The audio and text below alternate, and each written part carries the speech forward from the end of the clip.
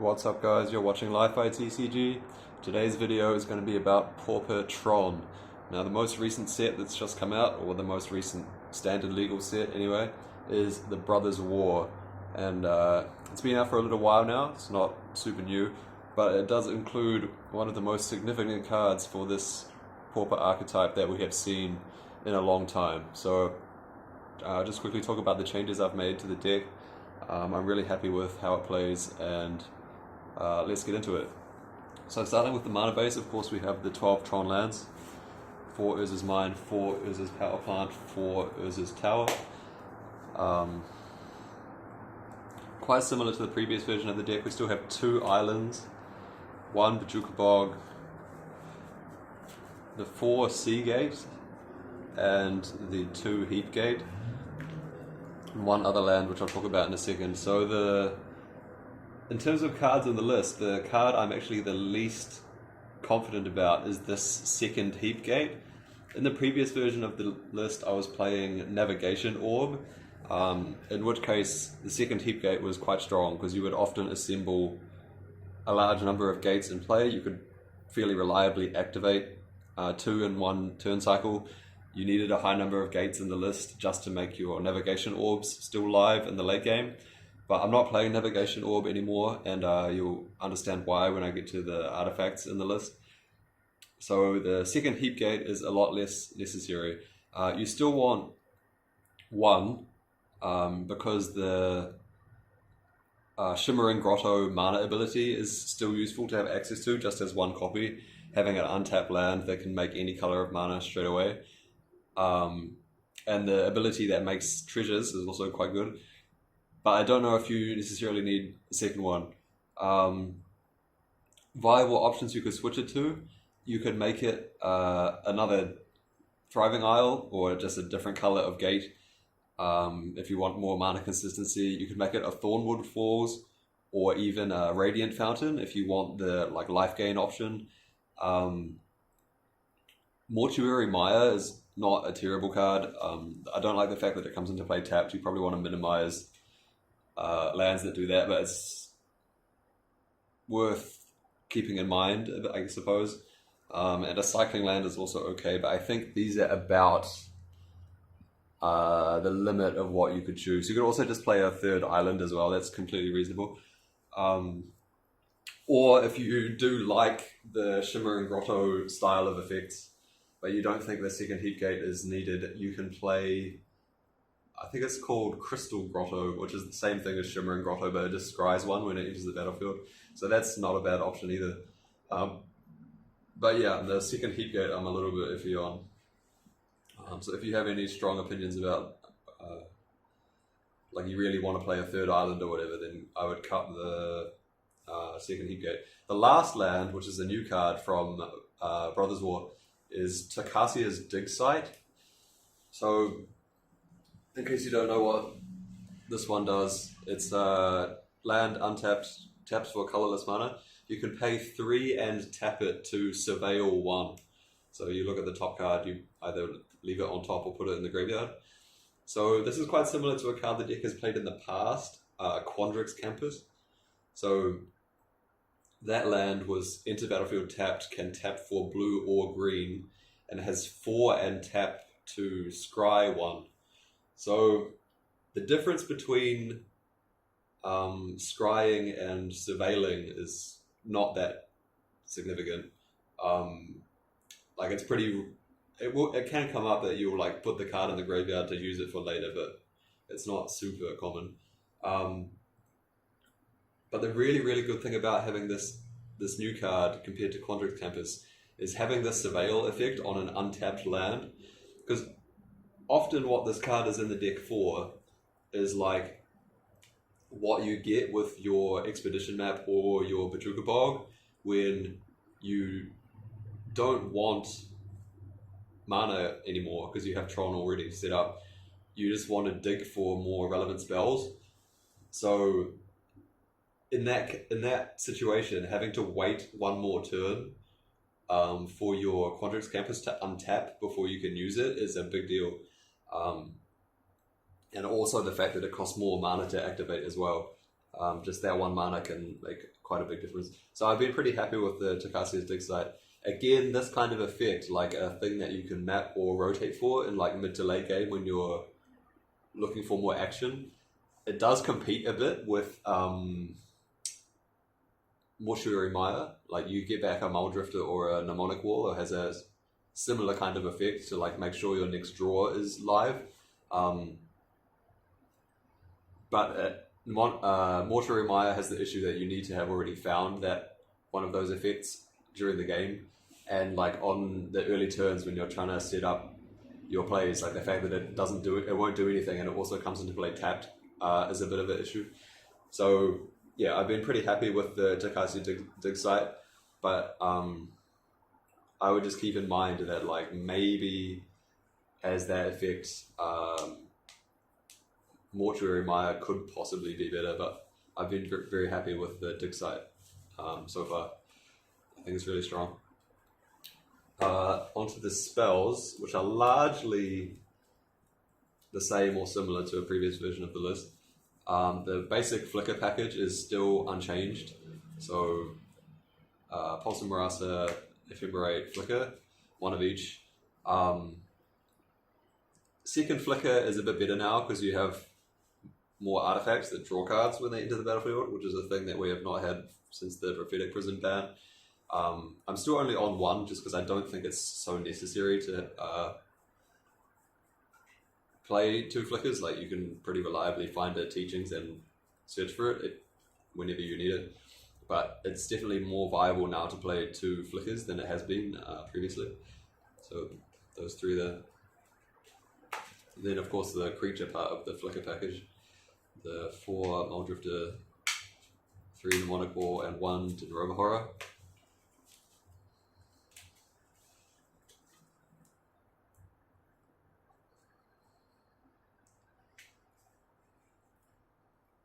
So yeah, I still like playing the Dinrova Horror. Some people don't like that, they think it's like 2 win more or whatever, but I just like having the reliable way to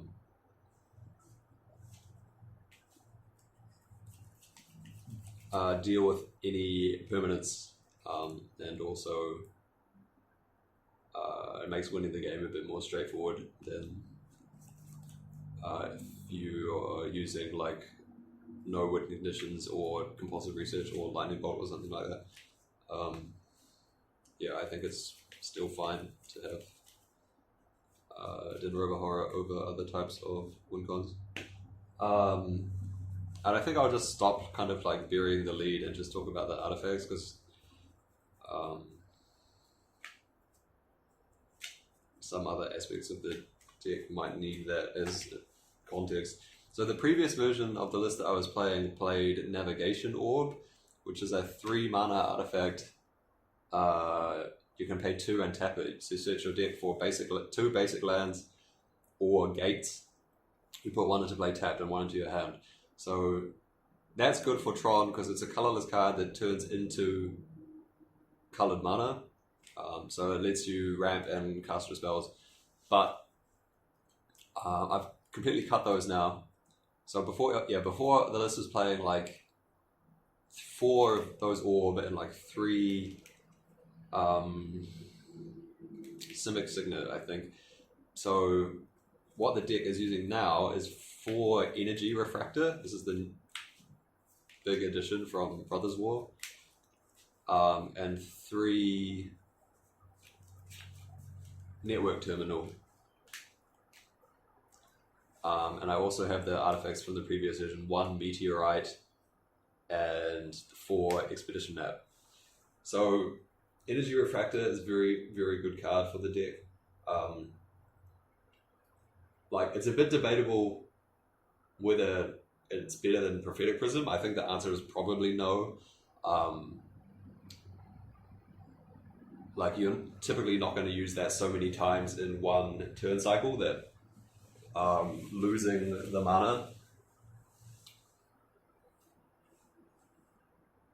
is worth being able to do it without tapping, is what I'm trying to say. So yeah, I think Prophetic Prism is still probably much stronger, but having a thing that can filter your colorless mana into colored mana that also draws a card is such a big deal.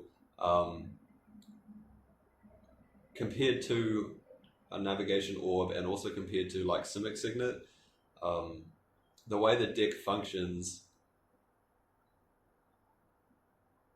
like it's very easy to flood if your colored mana sources are like also ramp and they don't draw cards.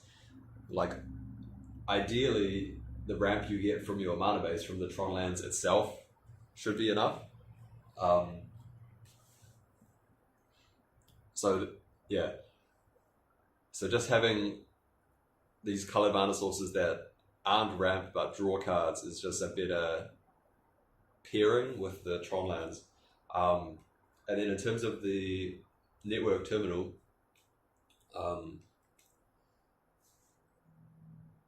I didn't like this card so much in the past because it was very hard to find a combination of like artifacts that you wanted to play in your deck that you could tap for this. So what was tried was like artifact lands, which is not great. Echo Wellspring was a bit not great because like you don't really have the consistency. Like if you want to play Echo Wellspring, you need to have a thing in your deck that can sacrifice it for it to be good. But if you're playing like Deadly Dispute in your deck, you need to have a lot of things that you can sack to it, so that's not a brick. And the deck couldn't really afford to be playing a whole bunch of like Chromatic Star and stuff as well. So Echo Wellspring or Star or whatever like wasn't ideal either. Yeah, there was just like no good combination. If you could tap down your like Signet or your artifact land or whatever to use Network Terminal, but in a turn where you're doing that, that's like two colored sources that you're not using. So it was very hard to cast your spells and also like use Terminal reliably. But now this is like almost not an issue at all, right? Because you have this artifact, it draws a card when it comes into play and it doesn't need to be tapped to be used. So you always have the option to use your Energy Refractor to power up your Network Terminal. And you also have Heap Gate now as well, which makes treasures, so the Network Terminal can use those to use the loot. So I'm only playing 3 Terminal because it's usually when you get into the late game, it's like relatively hard to activate them all in one turn when you have a ton of them. Like either you don't have enough artifacts to tap down, or you don't have the like leftover mana to loot that many times. So I just like having 3 Network Terminal and the 1 Meteorite, which I think is like a good alt win con with the flicker, and it can occasionally just kill some small creatures. Although small creatures are like a little bit less popular in the metagame now than they have been at some points in the past, but it's still pretty good versus like the Gate decks and things like that. And yeah, and then as a win con, it's quite strong as well. So yeah, Energy Refractor and going back to playing the Network Terminal I think is a pretty good combination. And then the rest of the spells in the list are almost exactly the same. So counter spells, 1 Prohibit, 1 Memory Lapse. Some people playing Unwind now, it's worth pointing out that you might not have intuitively realized this. I certainly didn't figure it out by myself. But if you have Unwind in the deck, you have access to an infinite mana combo. So basically the gist of it is that if you rewind and you... Okay, let me explain it a different way. Actually, this is too confusing. Unwind plus Ghostly Flicker costs 4 blue. And if you untap 3 Urza's Towers and activate Energy Refractor twice, that gives you 9 mana minus 4 plus 2 blue. So you get 5 blue. So as long as you can keep infinitely flickering and casting Unwind, you gain 1 colorless mana every time. And of course, if you have infinite colorless mana and an Energy Refractor, you have infinite mana of any color. So basically the issue is that how do you get infinite unwind targets? And the answer to that is you storm with Weather the Storm.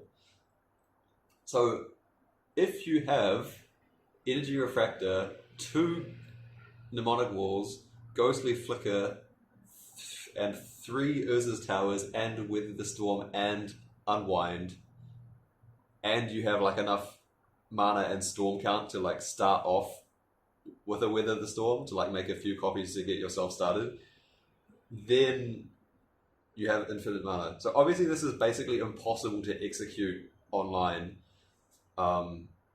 It's probably like 100 clicks just to make like 1 mana or something stupid.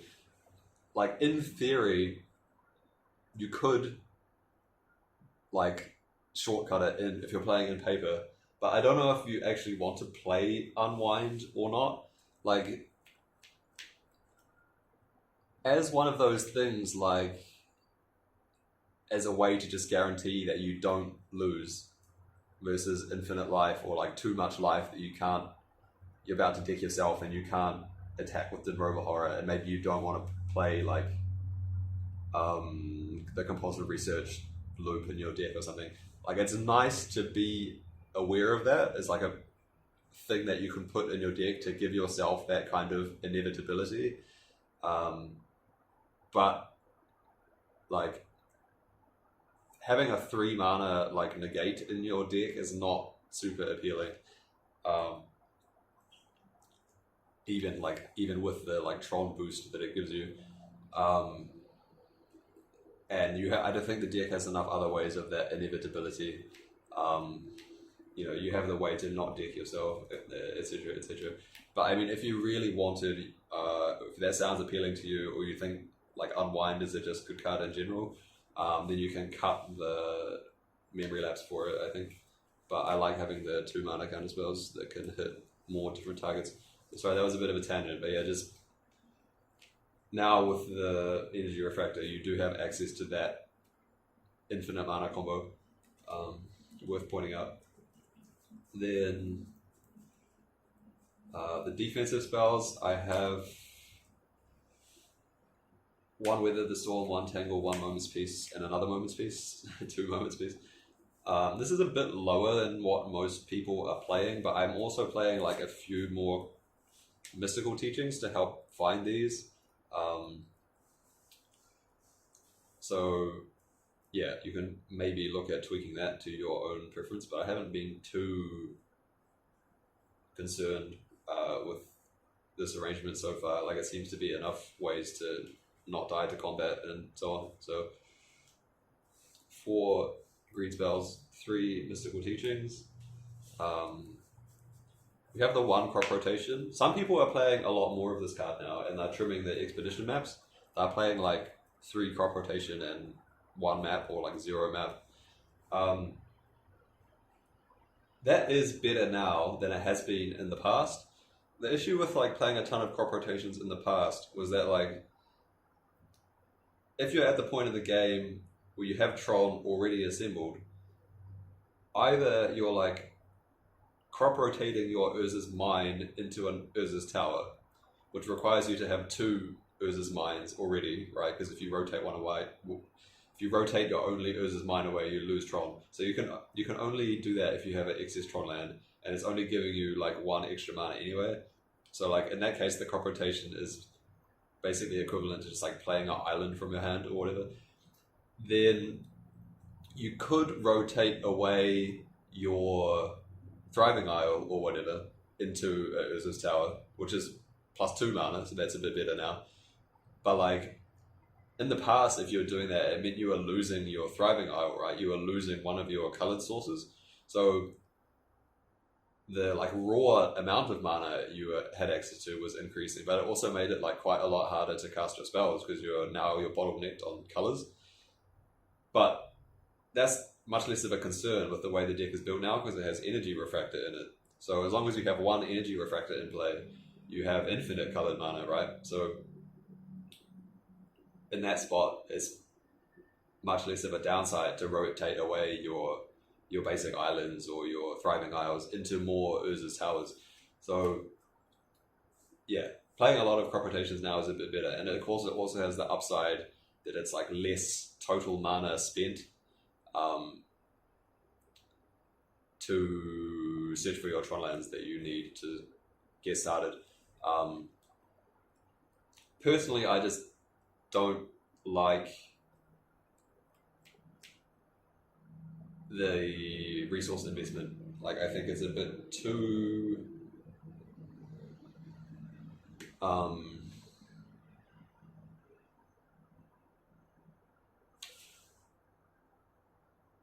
it's a bit too risky versus interaction to sack your lands like that.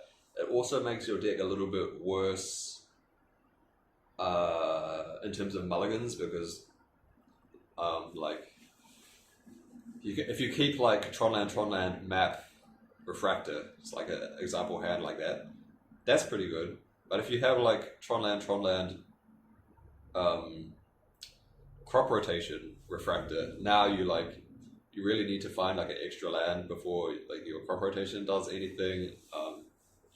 Yeah, it's just a little bit more of a like higher payoff. It has a crop rotation in that way. It has a higher ceiling and a lower floor than map does, and that's not what I feel is the way to go at the moment. But it's definitely much more viable than it has been in the past for the reason I just explained, to play a bunch more crop rotation. So that's just something to be aware of. And then the last few cards, 4 Impulse, still like these. Just the best way to like find your Tron land or whatever effect you're looking for at any point in the game. You know, compared to like Preordain or whatever, you often have situations where, compared to other decks in the format, paying the 1 extra colorless mana doesn't really matter that much, and they're having the extra dig. The way this deck relies on having access to specific things at different times, digging more through your list is another upside compared to like Preordain that other decks have. Then the last card, I still like having access to 1 instant speed draw spell that you can find off your mystical teachings. So in the past, I think the thing I was trying was Forbidden Alchemy, and that's okay. The thing I don't really like about Forbidden Alchemy is the fact that it exposes you to graveyard hate in awkward ways sometimes. I think Nihil Skullbomb is a lot more popular at the moment than it has been at some points in the past. So you really don't want to be in a spot where you like cast Forbidden Alchemy and then you look at the 4 cards and you have a card that you would like clearly want to put into your hand, but like doing that would put a card in your graveyard which you don't want to expose to like a relic or a spellbomb, and I don't really like that aspect of it. If it was look at the I mean, there's pros and cons, because sometimes putting more Moments Peace or more teachings in your graveyard is a good thing. So it's like a little bit hard to evaluate. But at the moment, what I'm playing in this slot instead is 1 copy of Mental Journey. So this is 6 mana, draw 3. And it also has 2 mana basic land cycling, so it does something in the earlier mid-game before you have access to 6 mana. I think this card is quite strong. I've been happy with it.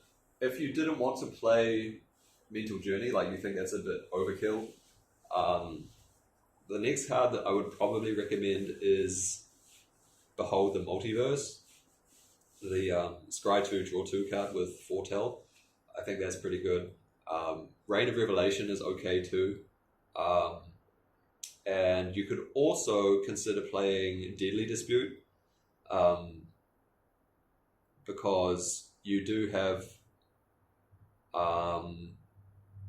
the Energy Refractors to sacrifice to it. Like, you don't really ever need to control more than 1. So Deadly Dispute is just like a 1 mana draw 2 type of card that you can find off your Mystical Teachings or just cast at any point.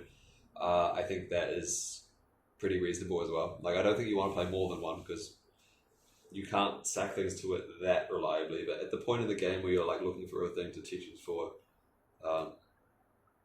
you probably will have a thing to sack, but then at that point in the game, you don't really care about the mana efficiency that much, and Deadly Dispute only draws 2 cards when you have access to these other things that are like Scry 2, draw 2, or just straight up draw 3.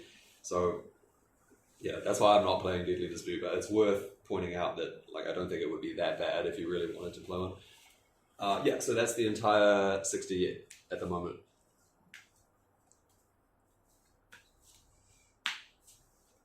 Then sideboard, I think this is mostly unchanged from the previous video. I have 1 treasure token, which is not really in my sideboard, right? But it's there, 1 breath weapon, 1 cast down, 1 dispel, 1 ancient grudge, 1 circular protection blue. Maybe this is new.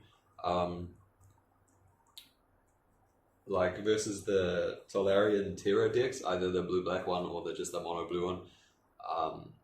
It's a pretty nice thing to have access to. Yeah, any of those like mono-blue tempo decks, usually a bit tough. Fairies is on a big downswing right now, hardly anybody is playing that anymore. But if that sees any return as well, then this is not bad. I've seen some people playing the Rhystic Circle as well in the sideboard, kind of in this slot, you could say. I think that card is reasonable, but it's a little bit expensive mana-wise compared to this. But it obviously has more application because you can use it versus like burn and things like that. So that's just something to consider as well. But yeah, not too unhappy with the circle blue, but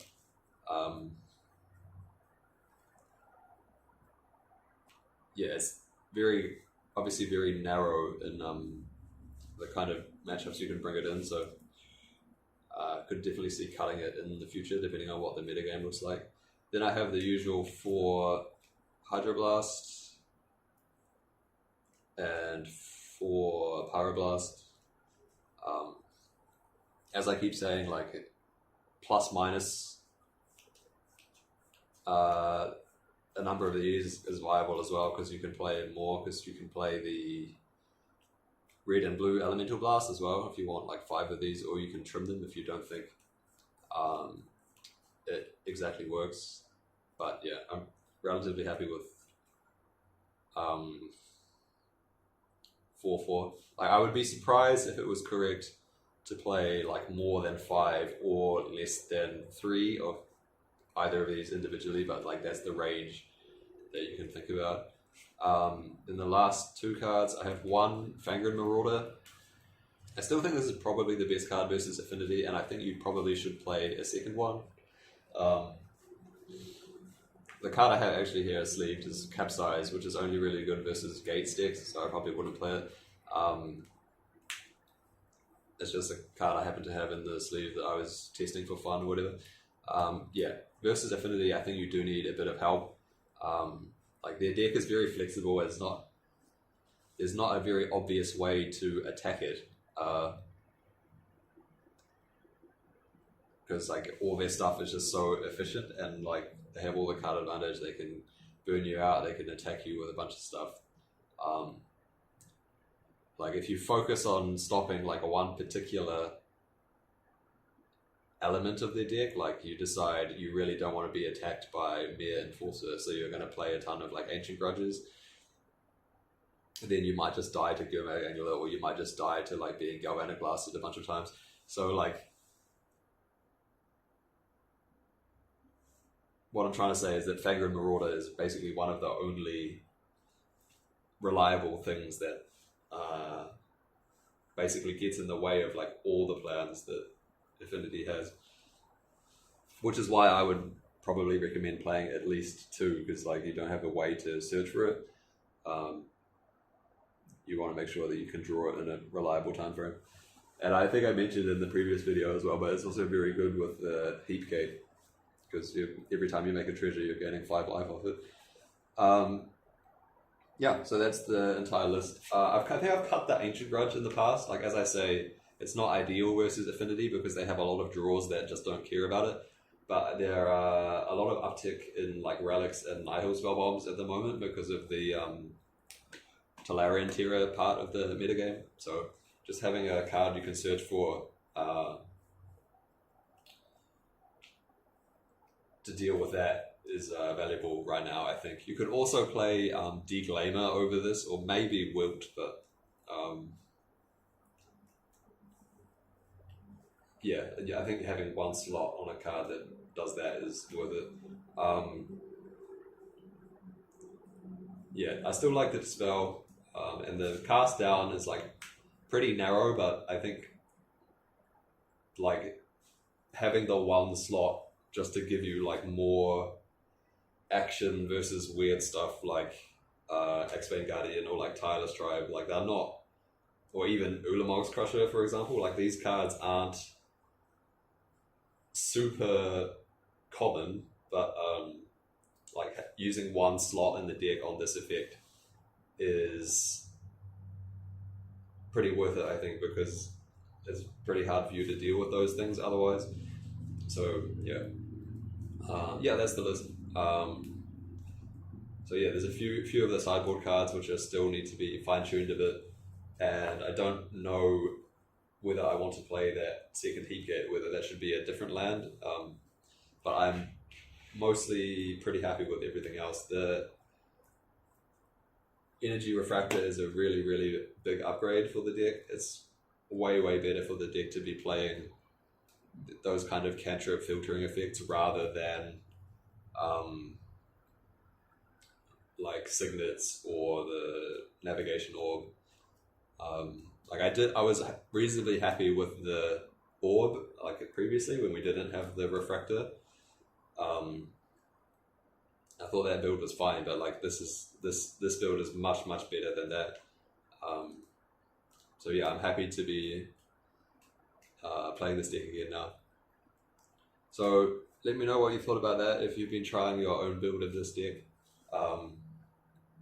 If you have any like slightly different card choices or have any questions, comments, make sure you let me know down below. Like and subscribe. This has been Li-Fi TCG signing up.